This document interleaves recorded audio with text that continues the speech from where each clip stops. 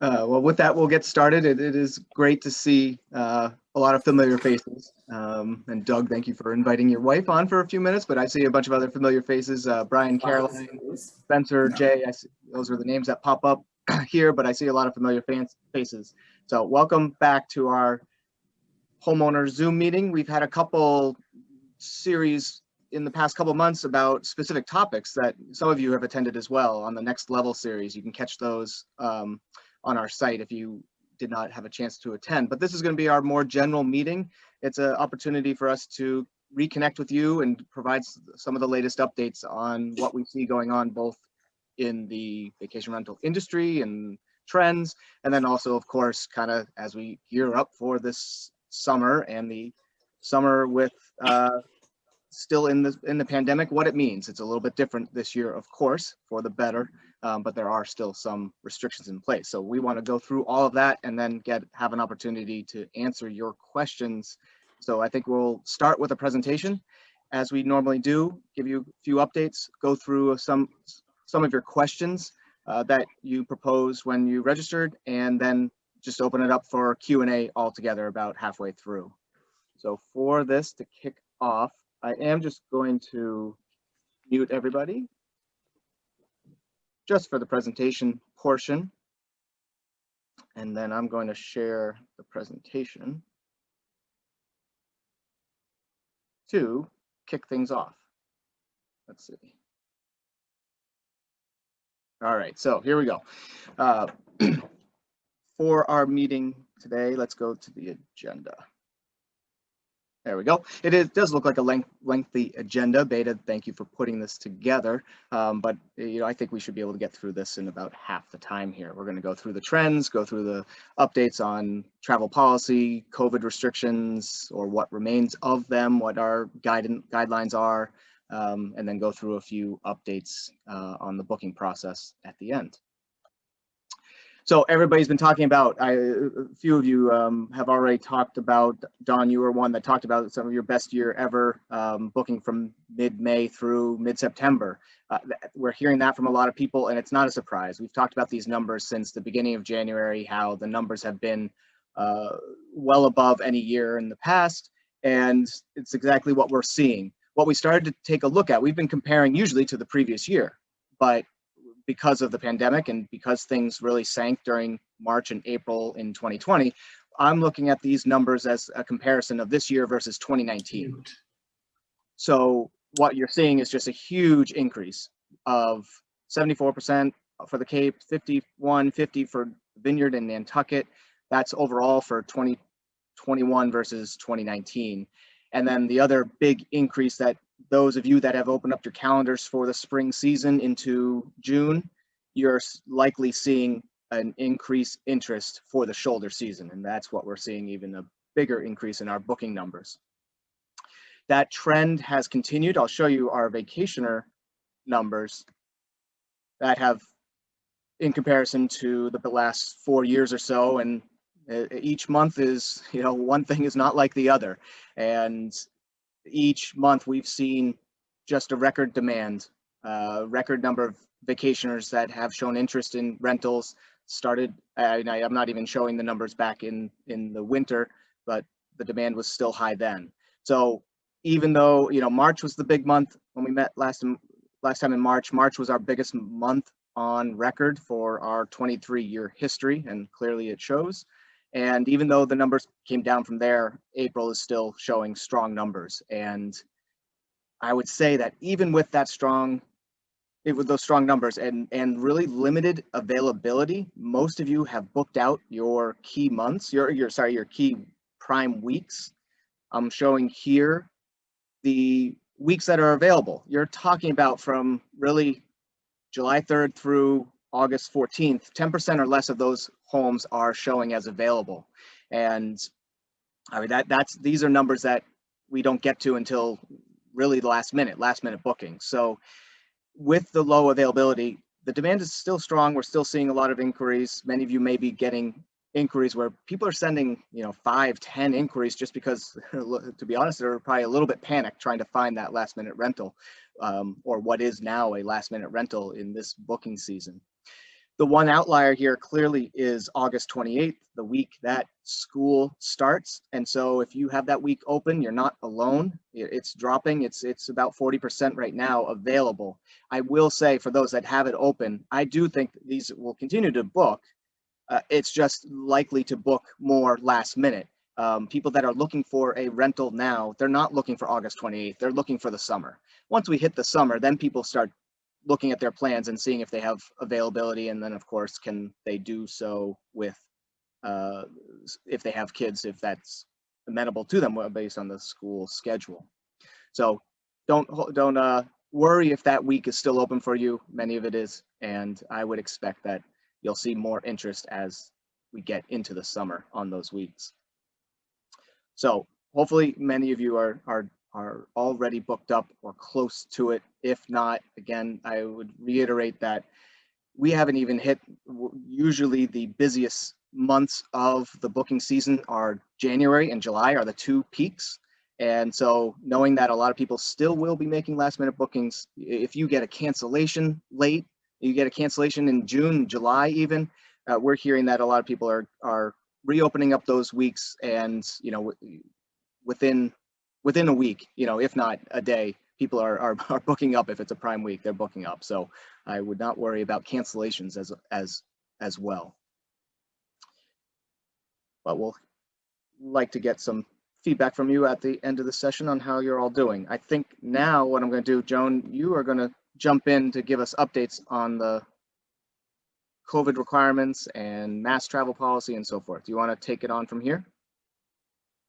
You're going to need to unmute yourself.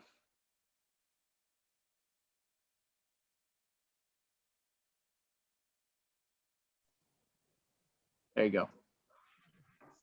Well, I think, as you all know, this is not going to be as daunting a season as it was last year. Nothing could top that. And we were all very anxious. We made it through. Most people were just fine. And now things are changing rapidly, and most of you know, especially if you are residents of Massachusetts, that the restrictions have been lifted in many cases. The capacity in situations is going to be increased. The quarantine requirements, it's really turned into an advisory more than a travel order. And even the low risk states, that's not any longer do you have to absolutely quarantine if you're coming in from another state.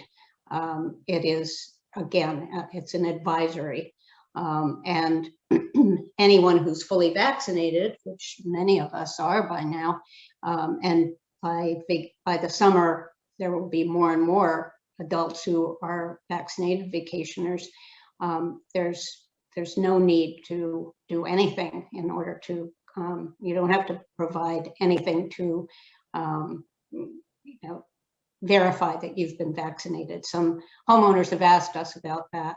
Do I need to be, should I be asking my guests if they've been vaccinated and asked to see verification? And that's not necessary at all.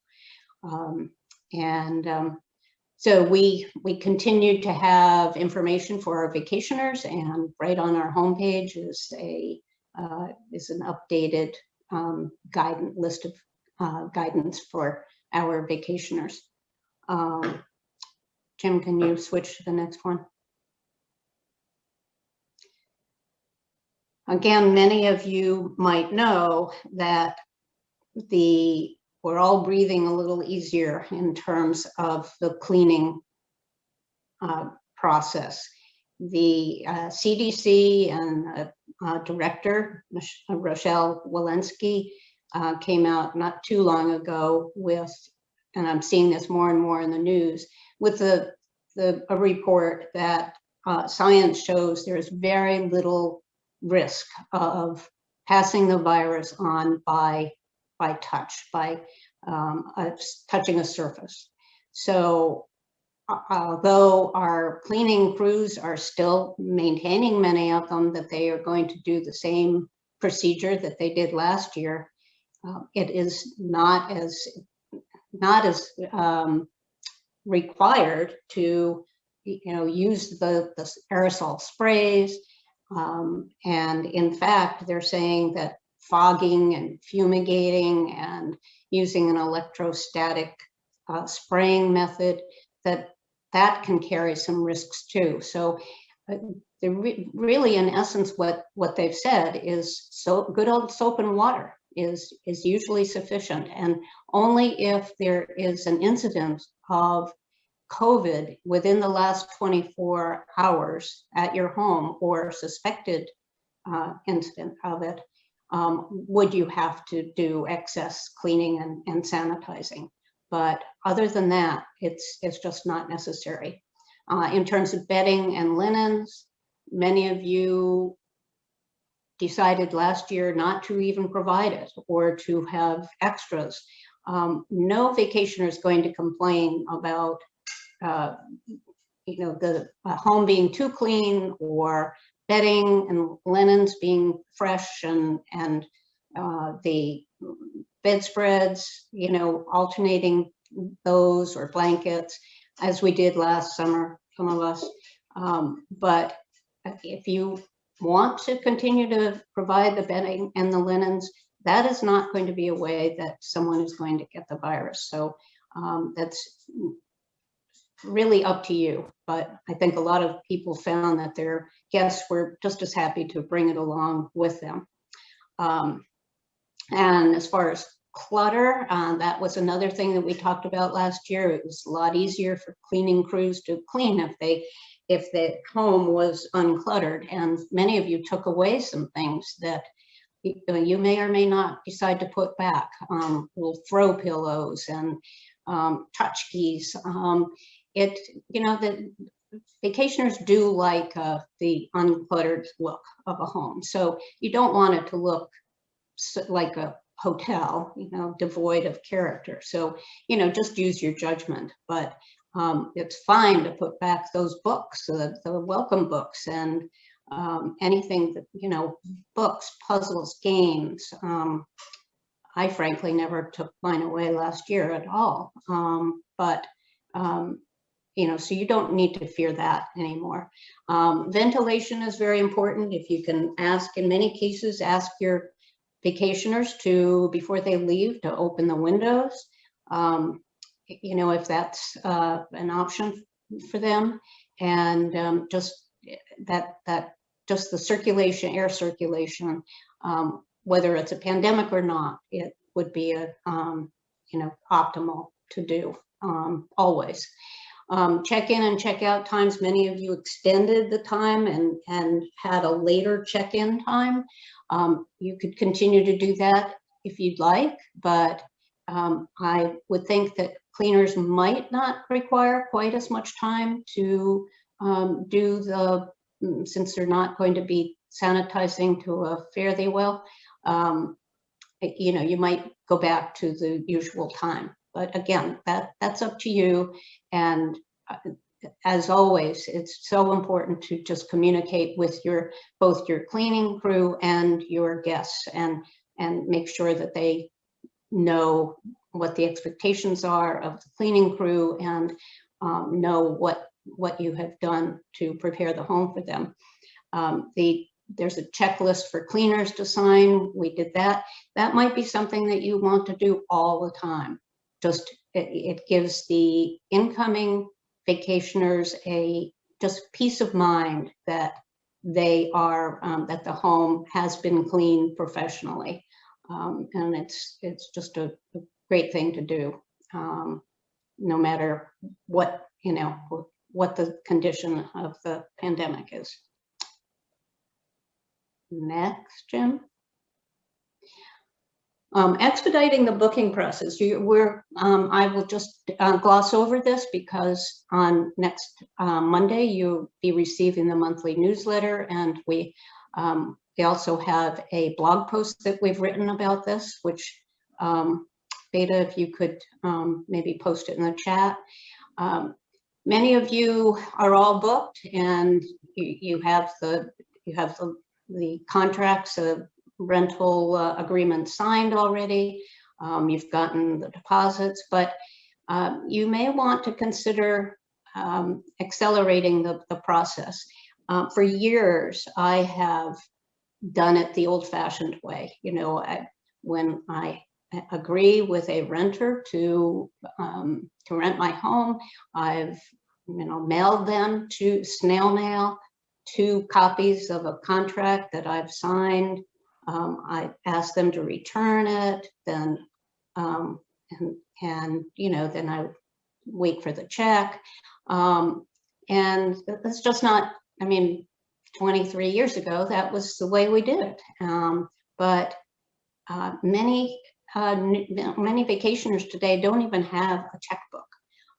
And they get anxious, they want to nail it down, especially these days when, they're looking desperately for a home, and when they find it, they just want to, pay as fast as they can, and no argument with that. But, there are various ways to send the rental contract. You can scan it, email it, and there are e-signature, electronic signatures options, and you can see those in the blog post that we will send you.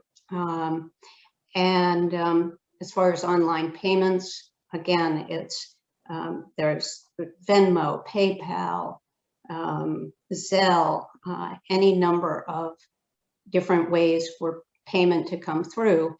And the beauty of that is that you have the money right then. You don't have to wait for a check to arrive and then wait for up to 10 days for it to clear. And especially if you should get a cancellation, and then you certainly don't want a check then. So some people have told me, oh, I asked for cash, but I'm not sure I would ask someone for to arrive with cash.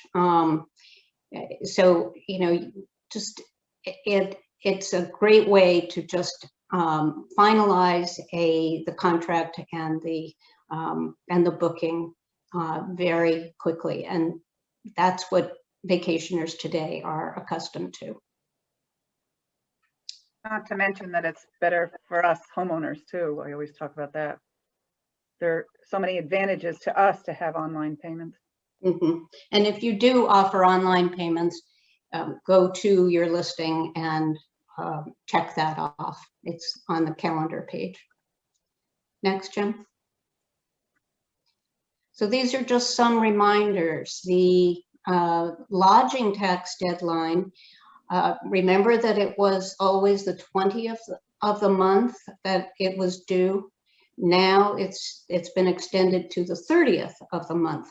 So for example, if you have 3 bookings this July and they all leave in July, it's their departure date that determines when the tax is due. The tax for those 3 renters would be due to the Department of Revenue by August 30th. Okay. We are delivering lawn signs free. If you are interested in having one posted put right on your lawn, just go to your homeowner center, scroll down to the bottom, and you'll see the option for ordering a lawn sign. We'll be starting, I believe, in May to deliver them, and there's a date by which you have to order it so that we can set the schedule.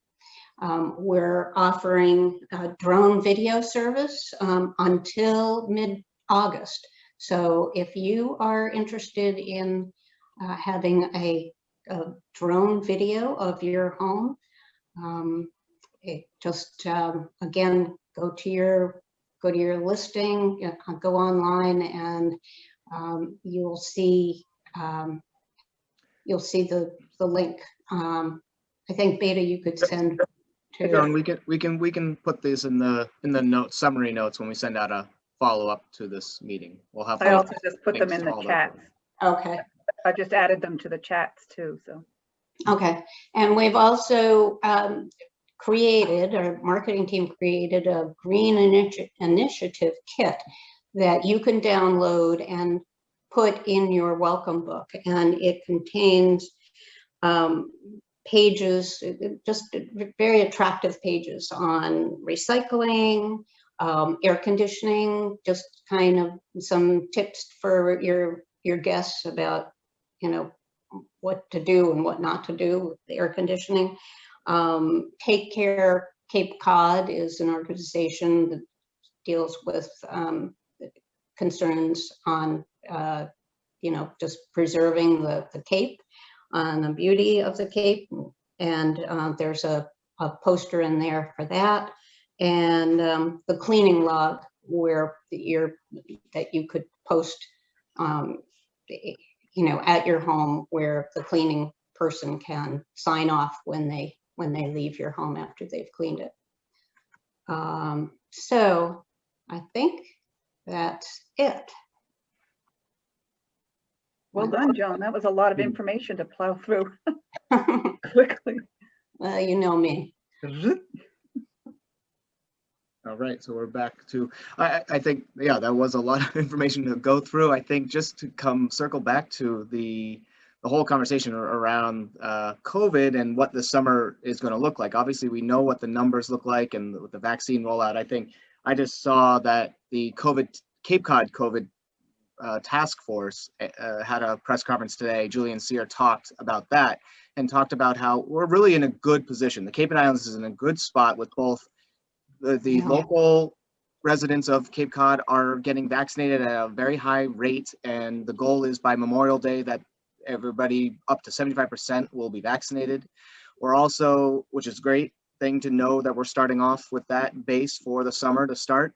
Plus, we realize that there's such a high adoption rate of the vaccination in Massachusetts, where the vast majority of vacationers come from, or just in New England in general, that I think we're well positioned. The community, the Cape and Islands, is just well positioned, and what Julian Sear was talking about is just, it's one of the safest tourist areas in the country. So yeah, everybody wants to ensure that we have a safe summer, both for vacationers, homeowners, any service providers.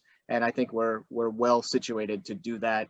The guidelines that Joan was talking about, you know, is only to help ensure that continues. And then the last thing is that Julian Sear also talked about, there will be more guidance coming out, but I think it's more guidance on kind of how to reduce whatever restrictions are in place and whatever guidelines vacationers coming should follow. If you remember, last year, there were a lot of guidelines about going to the beach and what you have to do about staying, you know, every party had to stay 6 feet apart on the beach or 12 feet apart, something like that. Like, I think those things are going to be relaxed even more because we know that outside and vaccinated, you know, we can certainly be less, we can be less restrictive.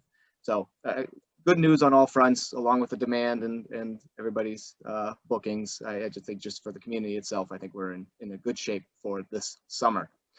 So I think now what we'll do is, as usual, open it up for questions on any topics. Feel free to raise your hand and we'll call on you. And if you have trouble finding where the raise hand option is, just unmute yourself and chime in when you can, and we'll find you and take your question. So first up, I see Sheila here. Okay, I have just a comment to make. I know there was a change on our recording response rate to people who had made inquiries to properties. And the concern that I had, and the way I received that was you were looking, it appeared to me that you were benefiting the person, the consumer, the person who is looking for a house, as opposed to the homeowner. Because oftentimes I have to screen my calls. I have to know who's coming in. I have to know if that person fits me or fits my particular place or not. And so I have those conversations, and I just don't want it to look, you know, like so I just wanted to sort of let you know that I've kind of perceived that in a negative way, because I saw it more like, oh, you can promote that, but not understand that as the homeowner, we have to be very careful about who we rent to. And so there has to be a way in which it doesn't look like that I need to be in the driver's seat of that decision making. So I'm just giving you my feedback on that change and how I perceived it. Sure, Sheila, I totally understand. I think we've had some conversations in these meetings, in the previous meetings, and we wholeheartedly want to ensure that you as a homeowner stay in full control, and you stay in full control, especially when it comes to the vetting process. And so what we've stated at the outset is that what we're never going to do is strip out information so that you don't have contact with the vacationer, or it has to be all entirely online, like through email. We provide the ability for the vacationer to share their email and their phone number, and likewise they can get your phone number if you provide it, and we encourage you to have conversations with them. And so even with this response rate tracking, it's not meant to discourage your direct contact and the ability to vet your guests. The request that we're putting in place here with the response rate and response time is just to ensure that of all the requests that do come in from the vacationers, it is turning into a industry standard that an expectation that the vacationer does hear back upon all requests. And the concern that we had going into this last year was that we received a lot of feedback from vacationers to say, I've sent inquiries and I'm not hearing back. It goes into a void. And that hurts both of us. It hurts both you as a homeowner and us as We Need a Vacation, because that vacationer that never hears back at all from a homeowner, what reason would they have to stay with our site, and because they're not hearing back? Yeah, but again, I think I see it more as, and I have to say this because I am perceiving it as sort of more for you in terms of making sure that that vacationer gets something as opposed to the homeowner. I'm just letting you know that there's got to be some way in which that's massaged, in a sense that I feel like that this is not being, that the vacationer is not being overrepresented. And so I'm just letting you know. And I also think that would be very helpful sometimes to get vetting, sort of how to vet people in a way where, we can share that information among ourselves. Like, do people ask for references? Now, I haven't done that, but do people do that? I don't know. But that's something that would be helpful from the group. We have blog posts about that, and we could send them to you. But my question for you, Sheila, is, do you call them? Is that what you're saying, that you prefer to call them rather than email them? I do, because by having a conversation, I get more information from. Yeah. Well, you could certainly do that. But what we ask you to do is, if you call and you don't respond to that email, of course, we have no knowledge of your phone call. But if you just go to your email inquiry history, you will see that you can just open up you can see there's a question there that says already responded. All you have to do is check yes, and it'll show that you responded. You didn't email them, but you called them. So as long as that stays in place, so that it doesn't, I don't feel like I need to do something differently. Right. Yeah. But I know we could do that this time, but going forward, I don't want to think that there's some major change. Excuse me, I'm sorry. Go ahead, Doug. Hear me? I'm sorry, I can't see. Go ahead, Doug. I couldn't figure out how to make my hand raise. I went there and where's the hand raise thing? So, I actually would like to just breach a subject we had before. And I'm very happy things are changing, which is a COVID situation, right? So this has been something that has dominated our lives, has lost people their businesses, has made people commit suicide because they're so frustrated with their life. I mean, so many things have happened with COVID. COVID has been an amazingly difficult time for all of us, right? I have some good news, which may or may not be good news. I hope it is. I just heard that New York City, which I used to live in New York City for like 30 years. New York City, and I was in the arts. So I was very concerned about all the Broadway shows, the Metropolitan Opera, New York City Ballet, everything. And they're said by middle of July, they're going to reopen New York City, which I think is amazing and fantastic, okay? But the thing is Fauci said a little while ago that nothing was really going to get back to complete normal until 2022. So what's going on here? I want to just go back to something, and I know there's a lot of people on this group that I can go bye-bye if you want me to, but maybe irritated with me. But I brought this up way back in June, and I redid the numbers right now, and look at what we're afraid of, okay? First of all, I want to mention that in Cape Cod, by my numbers, there are 11 nursing homes and retirement homes. We know that the people who are most affected by COVID are the elderly, and I'm 72, okay? So I'm one of those people too. So are the people at that age. We have 11 nursing homes and senior livings, which I'm guessing that's the number. I try to find the number. We have a death toll throughout Cape Cod of 461 people. Now, most of those are going to be elderly.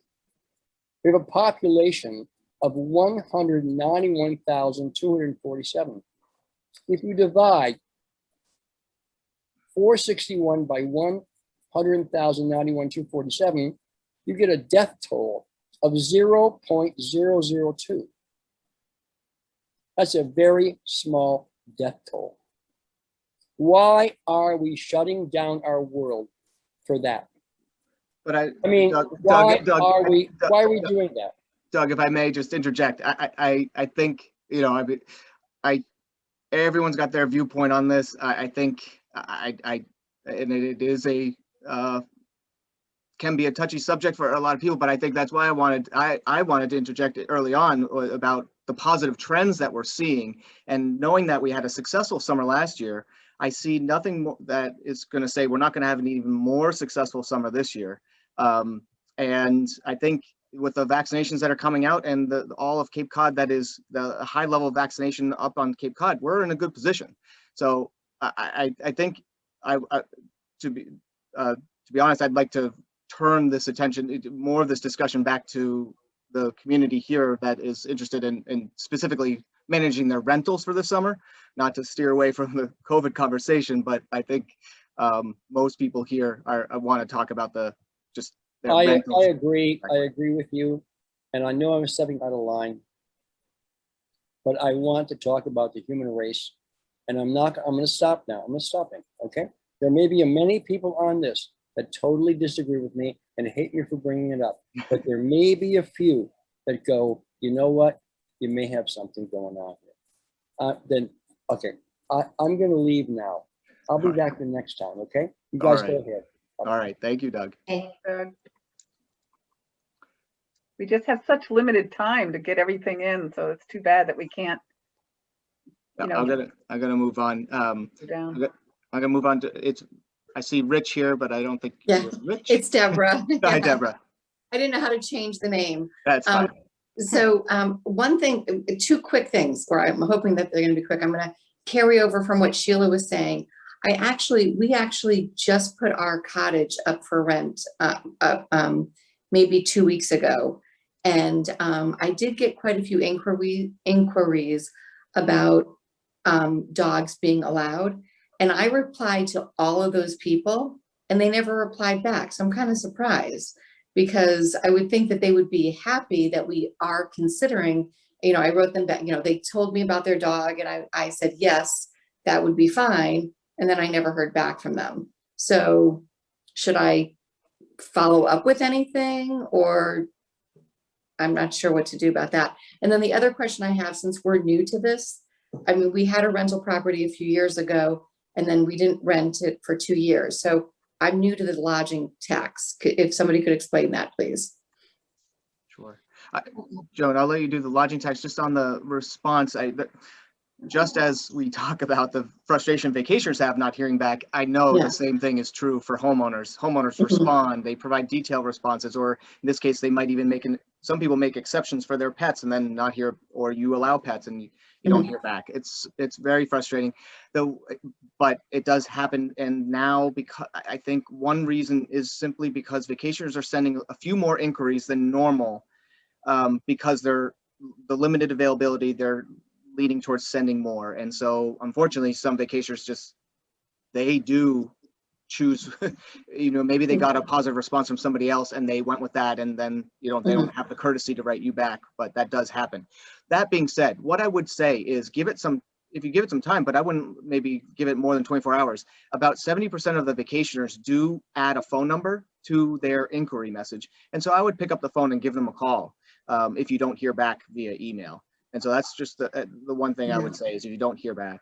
Yeah, is there another, on the email, there was no phone number. So is there someplace else that I'm supposed to look for the phone number? No, so it's not required. Okay. The phone number is Okay. not required, and it's more out of preference and for privacy. It's just if the vacationer wants to provide their phone number, they do. And that's why I mentioned, I looked because we Okay. made it not required, but saw that a lot of vacationers still provide it because they understand that they want to make that connection with a serious inquiry. Okay, thank you. Sure. And Joan, do you want to? I'm happy to have a chat with you tomorrow Sure. about the lodging tax, 'cause we have That'd a be lot great. of information for you. Okay, that'd be And great. what is your first name again? Deborah. Deborah, okay. Deborah, I also, in the chat room, if you can access the chat room, somebody else had asked a question about, oh, it was private. Never mind. No, that might have Somebody had been asked me. me about the lodging tax. That might have been me. I put it in the chat, so. Oh, were you under Rich? Yes. Yeah.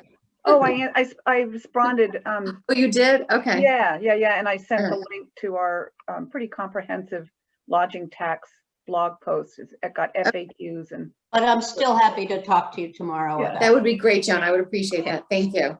Yep. Next, I have Ellen and then Sheila. Again, after that, Ellen.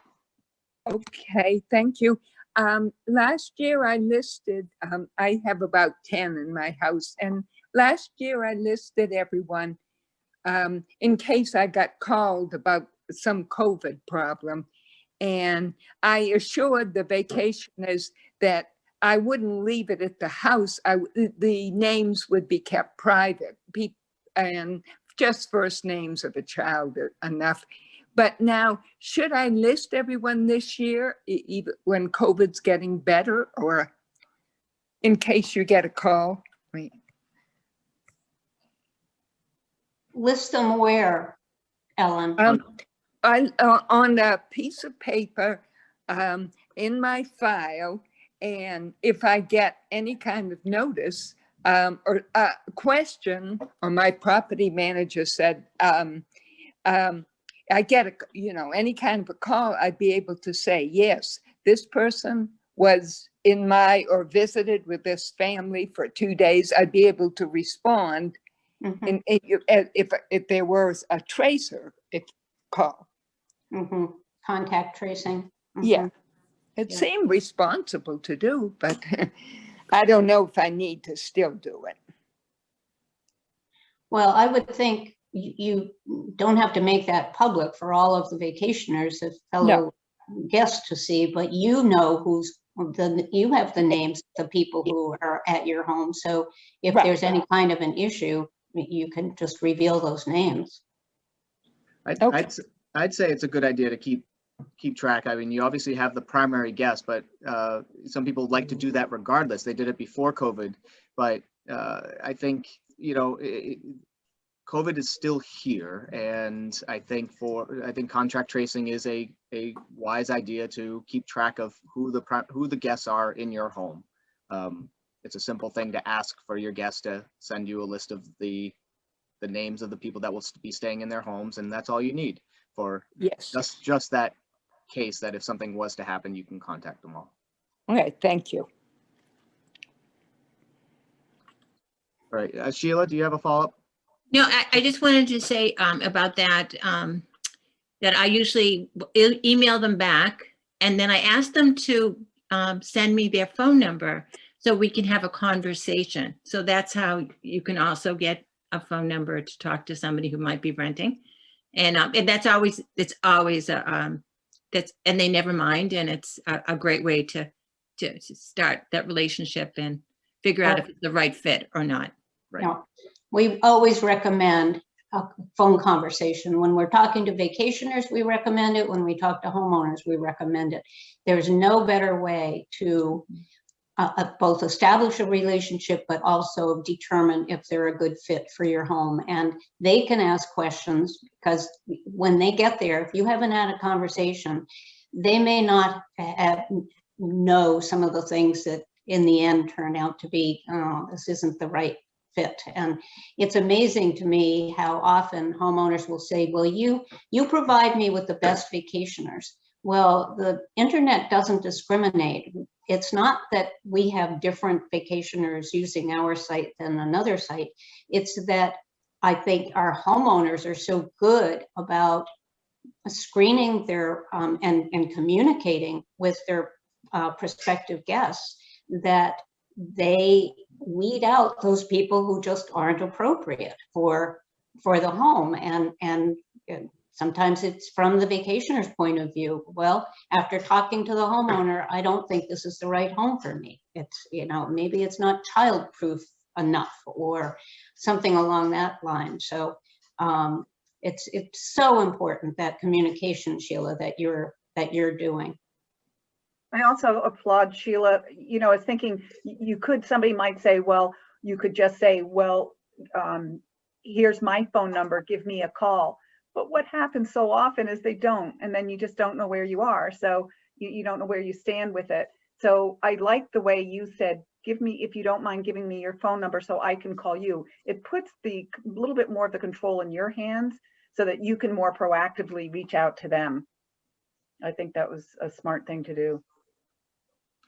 Yeah, and we also say, like, somebody that's not willing to give you their phone number is not a serious inquiry. So, you know, if somebody wants to have a back and forth a little bit over email, but if you require a phone call and they don't give you your phone number, then it's probably a red flag for you, and you have done your job vetting. So I've always say that, you know, in this day and age, there is a generation of people that like to just send an email and they don't want to provide their phone number. They're a little more private, or if they send an email, they want to get an email back, and that's fine and expected. But again, you know, like you're doing, Sheila, it's fine you'll send an email back, and it's fine to then open up the lines of conversations with a phone call after that.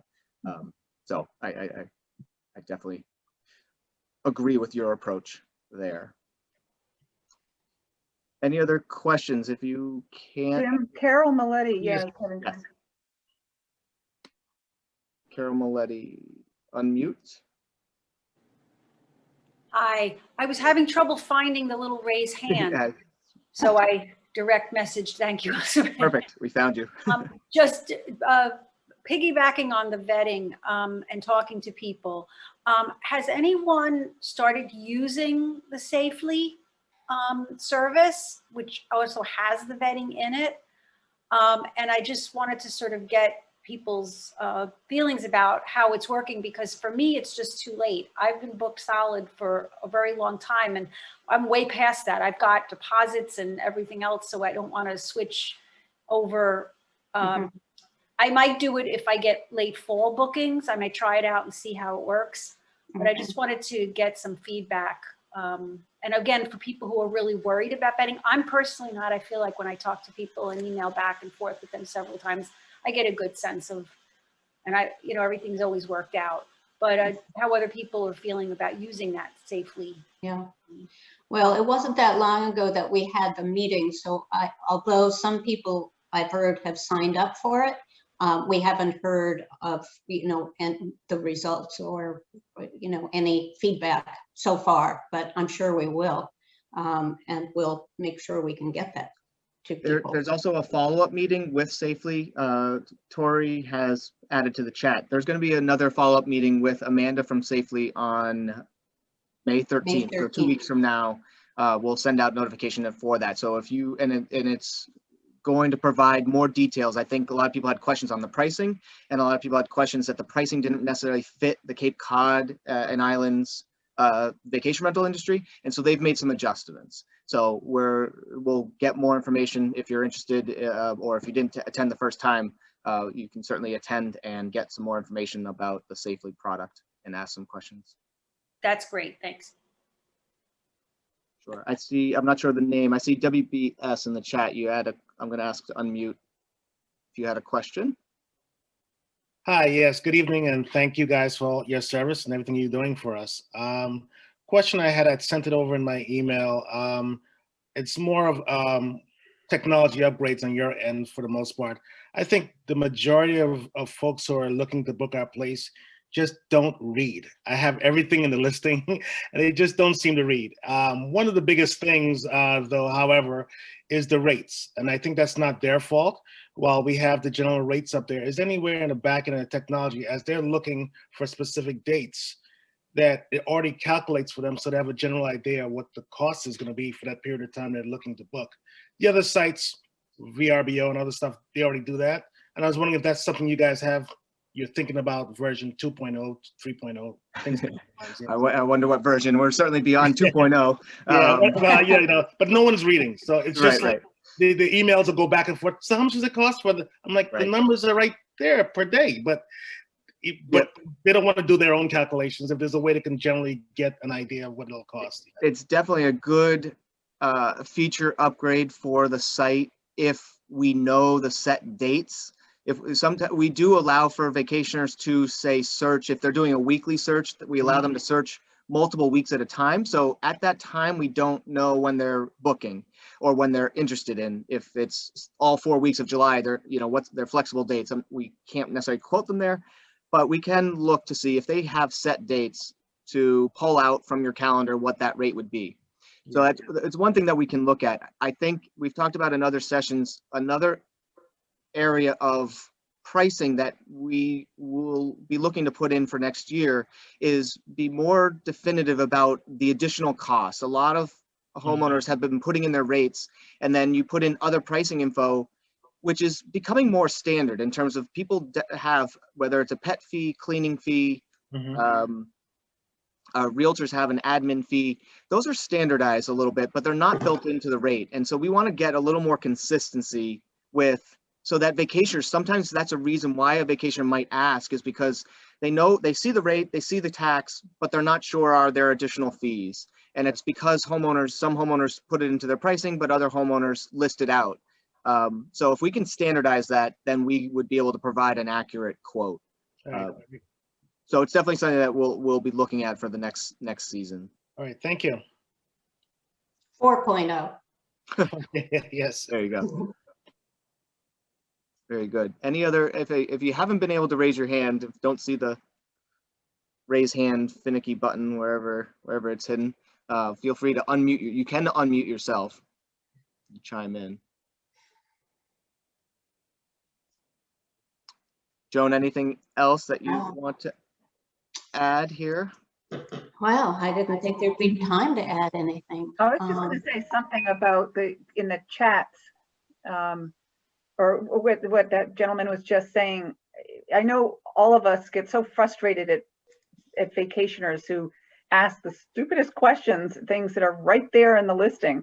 But if there are things that are, if people are asking the same question of you, do you take pets or something? I'm sure you have it noted on your listing somewhere, but if you really need to underscore something, put it in your property description.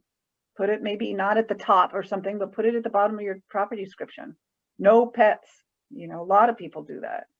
So, I mean, don't be nasty about it. You want to, your listing is a marketing piece, but just there are ways to be more more explicit about. I mean, your pricing is right there in your calendar, so I don't really see that one. But right, that's probably one of the more common questions that can be answered on the listing is whether you have pets or not. But yeah, some vacationers are so their pets are near and dear to their family, and they won't leave without them, and so they're trying everything to see if your well, especially this year, probably where there's so few homes available anyway. And then of those, how many take pets, you know, just even fewer. I think we ran that out. That was about 20% or so accept pets. So Brian Brian, has you have a question. Brian, you have a question? Just a short one. Thank Sure. you. I really appreciate the information that you're passing along from the CDC and the state of Massachusetts regarding COVID guidance or requirements. Do you anticipate providing an update just before the rental season begins in full swing, say around late May, early June, of potential changes? I know that it's kind of hard to predict, but it seems May is really sort of the month to communicate with the inbound guests in terms of this is how the house is going to be prepared. This is what we're going to do to ensure your safety. And by the way, this is what we're looking for you to do. So do you anticipate an update maybe in about 4 weeks with the latest guidance? We've already, the recent update from Governor Baker included the steps May 10th, May 29th, was it, and August 1st. So we kind of know in advance of, Okay. we don't expect anything new, right, guys? I mean, as far as we know, unless something really blows up on the COVID front. I wouldn't think, and I wouldn't think that there will be changes that are going to impact what you do to your rentals in terms of cleaning specifically. I think the guidance that's going to come out from the state is likely going to impact how a vacationer travels to the Cape and the islands and what they do there. As I mentioned, you know, whether there are restrictions on the beaches or restrictions in the towns, the mask recommendations while you're outside, and if you're vaccinated. I mean, that's part of the latest updates as well. So I think it's going to impact a traveler more than it's going to impact you as a homeowner. I think if I'm wrong, that the guidance that you have now on how to set up your home and set it up for your guests is probably the way it's going to be for this summer. Okay, well, that's great. That's reassuring. Thank you. Sure. I see an interesting comment on the chat from WBS about having stayed in Savannah last week in a rental home, and they had a smart board by the door featuring restaurants and local must-see places, etc. And he's asking if anyone knows of a company that provides this. While we don't necessarily know that, I think that many of us provide for our guests a notebook of restaurants that we might recommend, and some information about those restaurants and activities and kayak rentals and places to go to hike and all of that. I think that, you know, we always say you are not only renting your home, but you're renting an experience, and that includes the environment and things to do and events that might be taking place. Who better to know and pass on that information than you? So it really, you know, it will make their stay more enjoyable and encourage them to return. So it would be great to include that if you don't already. Kelly has a question here. You can unmute yourself, Kelly. Yeah, thanks, Jim. Sure. I was just gonna follow on to some of what Joan was saying about you're renting the experience. There's I think a relatively new gal in your office that's posting a lot of videos on Instagram. She's doing an amazing job.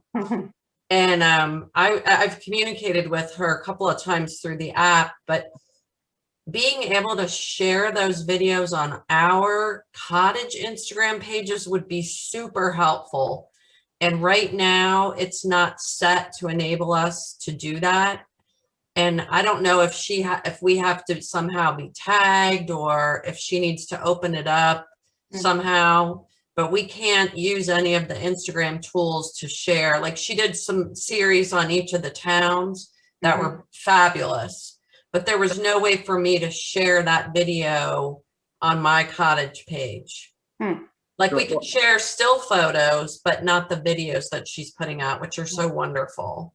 Yeah. So I don't know if that's something you can look into and see. Yes, definitely.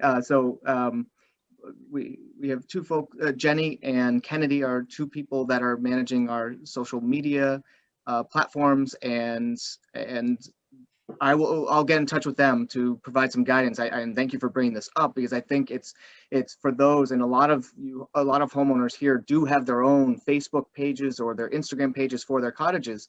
And just as we love getting together with this group here, we love the community that we see on Facebook. That too, we love the ability to share clips, photos of the Cape and Islands, and it's just a way to promote the Cape and Islands to our vacationers, your vacationers. They're one and the same, and so I would love for you to be able to share that information out there. I think it's a win-win for all of us. If you're sharing great content, we're doing so as well, and really creating not just this homeowner community, but really we need a vacation community. I mean, that's our effort when we share our social media, is to share it with vacationers and keep them coming back. So we'll get back in touch with you, Kelly, on how you can do that, if there's a setting or if there's a method that you can share this on your Instagram. Yeah, that would be great. And especially, like, I live in Texas, so for me to create my own content, I have a short amount of time each year to get up there and Right. take photos and videos, so it's super helpful there. The other comment I was going to make about the guest book that Joan referenced, the paper copy, maybe the binder, whatever that people are leaving with information. I have put together a digital copy in Google. So it's kind of a live document that I can update and change as things, restaurants kind of come and go sometimes. So, that changes. And then I just share the link to my guests so that they can go in, they can access it from their phone, they can access it from a computer, and it has all that information about restaurants and, emergency health services, places of worship, activities, beaches, everything in that Google document. So super easy. Great idea. Great idea, and love the online version of it. Is Right. certainly a nice feature, easy to access, easy to maintain. Right. Thank you. You're welcome. Kelly sounds very with it. I don't know about that. I was thinking of hiring her. So any other questions from the audience here? On the note of, sharing information, is there anywhere on We Need a Vacation site that we as owners can share a new restaurant that popped up, or an experience that somebody has had, going to a new wildlife reserve or a bike trail or something like that? Is there anything like that? There is. We do have, we've had for years, a vacation planner that you'll see on our site, and it has a list of dining and activities that we try to keep up to date as best as possible. If you want to check out, or you're in Eastham, if you want to check out the vacation planner in Eastham and see like a new restaurant that has popped up, there is a way at the bottom of the page to submit a business recommendation, and then we'll get it up onto the site. So unfortunately, there's been a lot of turnover this past year, and there have been some restaurants that of course have closed, but then others have popped open. So we're trying to update those as best we can, but it's a good resource for your guests as well. So take a look at it. That there's a lot of information on Lower Cape, Outer Cape for you. Thank you. Sure. To get there, everybody, just so you know, I'm sure you've all seen that Explore tab. When you go to log in, it says sign in, owner login, and so forth. And it says Homeowner Center. One of the options is Explore. You just go there and then you go to the vacation planner. It's a tremendous wealth of information that as a homeowner, before I started working here, I was blissfully unaware of. And it's just, we provide a tremendous amount of information for our vacationers that most of us homeowners really don't even know about. It's very helpful, and it's helpful to us if, Robin, if you do participate and make You can post reviews about different companies and so forth too. So Yeah, check it out if you get a minute. included in that, I mean, I think is also a list of beaches with, and you'll see a lot of people when they write guest reviews on your properties, they are given an optional question to write something about their favorite beach. And a lot of vacationers do. And so over the years, we have accumulated a lot of feedback from vacationers about beaches. So if you have a favorite beach or a beach that's nearby to your rental, go ahead and check that out. Find the beach on our site, and you can write your own review for that as well if you'd like to give some feedback, or at least just give a list of beaches that are in your area. There's a lot of information on those pages with photos, at the address, parking information, stuff like that. There's that, and then there's another section on events, which we are thankful that we're going to be able to start populating a little bit more this summer. Last summer, of course, was a little void of information, but this summer, we definitely expect a few more events to be happening. We also have a blog for vacationers that's very active. And Kennedy and Jenny are both posting constantly in the vacationer blog. Yeah, a lot of it's for your guests. If you find it, you can share that information. We also put it out there because it does a great value for us SEO wise. Helps to draw in a lot of traffic for additional vacationers to our site. All right, anything else, Beta and Joan, before wrapping up? No, I think it's been a good meeting. Do we know when we're meeting again?